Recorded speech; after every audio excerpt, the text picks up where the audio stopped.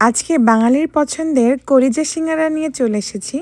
কলিজা সিঙ্গারা পছন্দ করেন না এমন মানুষ খুব কমই রয়েছে।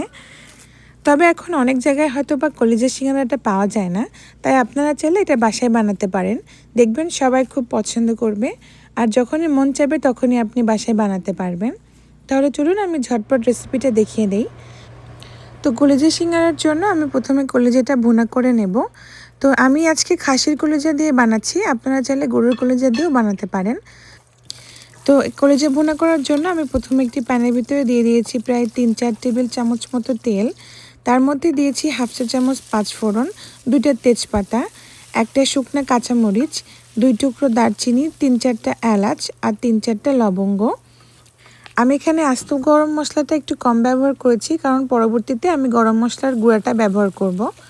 তো এখন গরম মশলাটা ভালো মতো ফোড়ন চলে আসলে এখানে প্রায় 1 কাপ মতো পেঁয়াজ কুচি দিয়ে দিয়েছি। পেঁয়াজ যখন হালকা গোল্ডেন কালার হয়ে যাবে সে পর্যায়ে দিয়ে দিয়েছি প্রায় 1.5 টেবিল চামচ মতো আদা রসুন বাটা। আদা রসুনটাকে খুব ভালো মতো ভুনে নেওয়ার পরে অল্প একটু পানি দিয়ে দিয়েছি। এখন দিয়ে দিচ্ছি গুঁড়া মশলা। দিয়েছি হাফ চা চামচ হলুদ গুঁড়ো, হাফ চা চামচ লাল মরিচের গুঁড়া, 1 চা চামচ ধনিয়া গুঁড়া, 1 চা চামচ জিরার গুঁড়া। লাল মরিচটা আমি কমই দিয়েছি কারণ আমার বাচ্চাটাও খাবে। তো মরিচটার পরিমাণটা আপনারা বাড়িয়ে বা কমিয়ে দেবেন। এখন সব কিছুকে আবার একটু ভালো করে কষিয়ে নিচ্ছি। এ পর্যায়ে একটু সময় নিয়ে কষাতে হবে, কারণ যেহেতু আমরা খাসির কলিজা বানাচ্ছি আর খাসির কলিজাটা একটু গন্ধ হয়, তাই যত ভালো করে মশলাটা কষানো হবে কলিজার টেস্ট ততটা ভালো হবে। এখন দিয়ে দিচ্ছি স্বাদমতো লবণ। আমি মশলাটা প্রায় 10 থেকে 12 মিনিট মতো কষিয়ে নিয়েছি। অল্প অল্প করে পানি অ্যাড করেছি আর কষিয়ে নিয়েছি। দেখুন কত সুন্দর কালার চলে এসেছে আর তেলটা উপরে ভেসে উঠেছে। এ পর্যায়ে আমি কলিজাটা দিয়ে দিচ্ছি। তো কলিজাটা আমি প্রথমে লবণ আর হলুদ দিয়ে ভালো করে ফুটিয়ে নিয়েছিলাম। যখন ঠিক ভালো মতো ফুটে গেছে সে পর্যায়ে পানি ঝরিয়ে আমি উপরে যে পরতটা থাকে কলিজার সেটা উঠিয়ে নিয়েছি, তারপরে টুকরো টুকরো করে কেটে নিয়েছি। এতে করে কলিজাটা খুব ভালো মতো পরিষ্কার হয়ে যাবে আর এর ভেতরে যে গন্ধটা থাকে সেটা চলে যাবে। কলিজা দেওয়ার পরে মশলার সাথে কলিজাটাকে আমি প্রায় 2 থেকে 3 মিনিট মতো কষিয়ে নেব। ভালো মতো কষানো হয়ে গেলে এখন দিয়ে দিচ্ছি কিউব করে কেটে রাখা আলু। আলুটা দিয়ে আবার খুব ভালো মতো কলিজার সাথে আমি আরও কিছুক্ষণ কষিয়ে নেব। এতে করে আলুটা অনেক বেশি সফট হয়ে যাবে, কলিজাটাও খুব ভালো মতো মশলার সাথে কোট হয়ে যাবে। দেখতেই পাচ্ছেন এখানে আলুটা আমি অনেক বড় বড় করে কেটেছি। এতে কোনো সমস্যা নেই, কারণ আমরা যখন কলিজাটা রান্না করব তখন আলুটা এমনিতেই সেদ্ধ হয়ে যাবে আর ম্যাশ হয়ে যাবে। তো এই জন্য একটু বড় করে কেটে নিয়েছি আমি। এখন আলুটাকে সেদ্ধ করার জন্য আর কলিজাটাকে আরও ভালো করে মশলার সাথে সেদ্ধ করার জন্য আমি হাফ কাপ পরিমাণ পানি দিয়ে দিয়েছি। এখন ঢাকনা দিয়ে ঢেকে দেবো আর অপেক্ষা করব সব কিছু খুব ভালো মতো সেদ্ধ হয়ে যাওয়া পর্যন্ত। মাঝে মধ্যে আমি একটু নেড়েচেড়ে দিয়েছিলাম যাতে নিচে লেগে না যায়, তো এদিকটা অবশ্য খেয়াল রাখবেন। যখন দেখবেন এরকম পানিটা শুকিয়ে গেছে এই পর্যায়ে আমি দিয়ে দিচ্ছি গরম মশলার গুঁড়া। আমি প্রায় এখানে হাফ চা চামচের একটু বেশি দিয়েছি। এই গরম মশলা পরে দেওয়ার কারণে কলিজা থেকে খুব সুন্দর একটা ফ্লেভার হবে আর খেতে মাশাআল্লাহ খুব ভালো লাগবে। আপনারা চাইলে এই পর্যায়ে ধনিয়া পাতা কুচিও দিতে পারেন, তবে আমি কলিজার ফ্লেভারটাই রাখছি, এই জন্য আর ধনিয়া পাতা দিচ্ছি না। আমি এই পর্যায়ে কয়েকটা কাঁচামরিচ দিয়ে দিলাম। ঝালের পরিমাণটা আপনারা বাড়িয়ে বা কমিয়ে দিতে পারেন। যত বেশি আস্ত কাঁচামরিচ দেবেন তত ফ্লেভারটা আরও বেশি ভালো আসবে। তো আমি কম করে দিয়েছি কারণ এটা আমরা সবাই মিলে খাবো বা ছোটরাও খাবে, এজন্য অল্প করে দিয়েছি। এখন দেখুন এই যে সুন্দর মতো ম্যাশ হয়ে গেছে, আলুটাও সেদ্ধ হয়ে গেছে আর এরকম মাখা মাখা হয়েছে। এই পর্যায়ে আমি এটাকে নামিয়ে একটা সাইডে ঠান্ডা হতে দেব। এখন চলে আসলাম সিঙ্গারার ডো তৈরি করতে। এর জন্য একটি মিক্সিং বোলে নিয়ে নিচ্ছি 3 কাপ ময়দা। আপনারা চাইলে এটা আটা দিয়েও করতে পারেন, তবে সেক্ষেত্রে প্যাকেটের আটাটা ব্যবহার করতে হবে। এখন দিয়ে দিলাম হাফ চা চামচ কালো জিরা, হাফ চা চামচ লবণ, তেল দিয়ে দিলাম 1/4 কাপ আর সাথে দিয়ে দিচ্ছি ঘি 2 টেবিল চামচ। টোটাল আমি এখানে ব্যবহার করেছি 1/3 কাপ তেল। তো ঘি আর তেল মিলিয়ে 1/3 কাপ। তো সেই অনুযায়ী আপনারা এটা ব্যবহার করবেন। আর এরকম একটু ঘি দিলে সুন্দর একটা ফ্লেভার অ্যাড হয়, তাই আমি ঘি আর তেল মিশিয়েই ব্যবহার করি। খুব ভালো মতো সব কিছুকে ভালো করে মিশিয়ে নিচ্ছি। এই ময়দাটাকে যত ভালো করে আপনি ময়ান করবেন সিঙ্গারাটা খেতে ততটাই খাস্তা হবে। তো খুব ভালো করে আমি তেলের সাথে মিশিয়ে নিয়েছি। যখন দেখবেন মুঠো করলে এরকম দলা পাকিয়ে যাচ্ছে আর চাপ দিলে ঝুরঝুর হয়ে পড়ে যাচ্ছে, এর মানে বুঝতে হবে আমাদের যে ময়দার ডোটার ময়ানটা খুব ভালো মতো পারফেক্ট হয়েছে। এখন অল্প অল্প করে পানি দিয়ে একটা সফট ডো তৈরি করে নেব। খুব বেশি সফট না, মানে মোটামুটি সফট, মানে শক্তর থেকে একটু নরম এরকম আর কি। তো এরকম করলে সিঙ্গারাটা অনেক বেশি খাস্তা আর আপনার হ্যান্ডেল করতে অনেক সুবিধা হয়। অতিরিক্ত যদি আপনি নরম করে ফেলেন তখন সিঙ্গারা বানাতে একটু কষ্ট হবে। তো একটু অল্প অল্প করে পানি দিয়ে বুঝে শুনে এই খামিরটা তৈরি করতে হবে।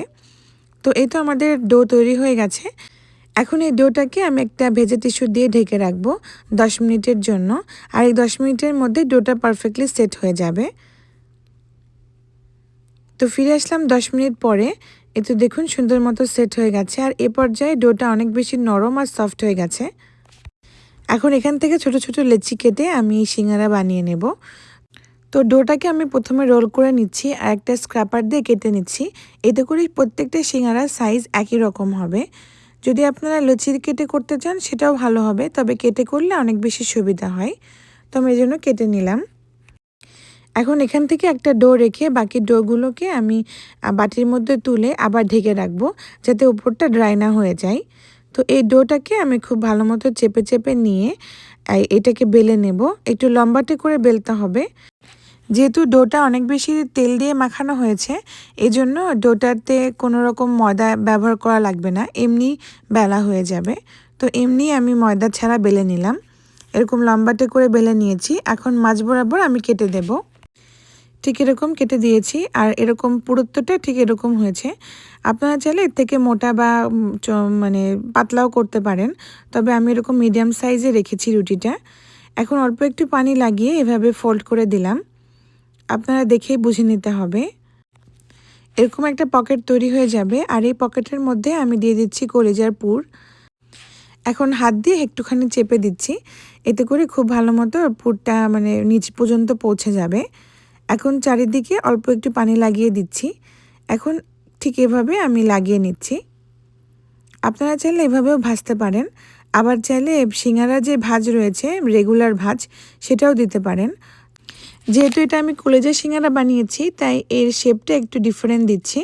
আপনারা আপনাদের পছন্দের মতো সিঙ্গারার ভাজটা দিতে পারেন। তো এই সাইডটা অল্প একটু পানি লাগিয়ে ঠিক এভাবে ফোল্ড করে দিচ্ছি। দেখে মনে হচ্ছে না যে দুইটা হাত সিঙ্গারাটাকে খুব সুন্দর মতো ধরে রয়েছে। ঠিক একইভাবে আমি সবগুলো করে নেব। আরেকবার দেখিয়ে দিচ্ছি। এরকমভাবে প্রথমে সিঙ্গারাটা পুরোটা ভাজ করে নেবেন। ভাজ করে নেওয়ার পরে পানি দিয়ে সাইডটা এরকমভাবে মানে ফোল্ড করে দিতে হবে, ঠিক এরকম। তো এই তো আমাদের কিউট সিঙ্গারা তৈরি হয়ে গেছে। এভাবে আমি সবগুলোই তৈরি করে নিচ্ছি। আমি বেশি করেই বানিয়েছি, আমি কয়েকটা আপনাদেরকে ভেজে দেখাবো আর বাদবাকিগুলো আমি ফ্রোজেন করব। তো এরকম প্লেটে ছড়িয়ে নিয়েছি আর এগুলোকে আমি ডিপ ফ্রিজে রেখে দেব 1 ঘন্টার জন্য। 1 ঘন্টা পরে ফ্রিজ থেকে বের করে সিঙ্গারাগুলোকে উঠিয়ে একটা জিপলক ব্যাগের মধ্যে বা পলিথিনের মধ্যে ঢুকিয়ে প্রায় 1 থেকে 1.5 মাস পর্যন্ত আপনারা ডিপ ফ্রিজে সংরক্ষণ করতে পারবেন। যখন ভাজবেন তার আগে 1 ঘন্টা আগে বের করতে হবে। রুম টেম্পারেচারে যখন এটা চলে আসবে সে পর্যায়ে আপনি ভেজে নিতে পারেন। তো এই তো কথা বলতে বলতে আমি এখানে সিঙ্গারা ভাজতে চলে এসেছি। সিঙ্গারাগুলোকে একদম কুসুম গরম তেলের মধ্যে দিয়ে অপেক্ষা করব সিঙ্গারাটা ভালো মতো ফুলে ওঠা পর্যন্ত। যখন খুব ভালো মতো ফুলে উঠবে সে পর্যায়ে আমি উল্টে পাল্টে দিয়ে এটাকে এরকম লো হিটেই ভেজে নিতে হবে। সিঙ্গারা যত সময় নিয়ে ভাজবেন তত সিঙ্গারাটা খাস্তা হবে। যদি সিঙ্গারা ভাজতে তাড়াহুড়া করেন তাহলে কিন্তু সিঙ্গারাগুলো পারফেক্ট হবে না, তখন বেশিক্ষণ পর্যন্ত মুচমুচেও থাকবে না আর আটা আটা লাগবে খেতে। তো এজন্য খুব সময় নিয়ে আস্তে ধীরে ভাজতে হবে। তো সিঙ্গারাগুলোকে আমার ভাজতে 10 থেকে 12 মিনিট সময় লেগেছে। তো প্রতিবার সিঙ্গারা এভাবে আস্তে ধীরে ভেজে নেবেন আর চেষ্টা করবেন সিঙ্গারাগুলোকে একটু ডুবো তেলে ভাজতে। এতে করে সিঙ্গারাগুলো খুব সুন্দর মতো কালার আসবে আর দেখতেও খুব সুন্দর লাগবে। তো এই তো আমাদের সিঙ্গারাগুলো ভাজা হয়ে গেছে আর দেখুন কত সুন্দর কালার চলে এসেছে। এখন সিঙ্গারাগুলোকে আমি তেল ঝরিয়ে একটা কিচেন টিস্যুর উপরে উঠিয়ে নিচ্ছি। এই গরম গরম কলেজের সিঙ্গারা খেতে মাশাআল্লাহ এত মজা। আমি পেঁয়াজ, কাঁচামরিচ আর চাটনি দিয়ে খেয়েছিলাম। মাশাআল্লাহ এত মজা লেগেছিল কি বলবো। মনেই হচ্ছিল না এটা আমি বাসায় বানিয়েছি, একদম দোকানের মতো। তো অবশ্যই আপনারা বাসায় এটা ট্রাই করবেন, দেখবেন বাসার সবাই খুব পছন্দ করেছে। আর যখনই কলেজের সিঙ্গারা খেতে ইচ্ছে করবে তখনই এরকমভাবে বানিয়ে রেখে দেবেন। আশা করি আজকের রেসিপি আপনাদের কাছে ভালো লেগেছে আর সহজ লেগেছে। আমি চেষ্টা করেছি সব রকম টিপস সহকারে রেসিপিটা তৈরি করতে। ভালো লাগলে অবশ্যই লাইক দেবেন, আর যদি বাসায় তৈরি করেন তাহলে অবশ্যই কমেন্ট করে জানাবেন কেমন হলো। তাহলে আল্লাহ হাফেজ, সবাই ভালো থাকবেন, টাটা, বাই বাই।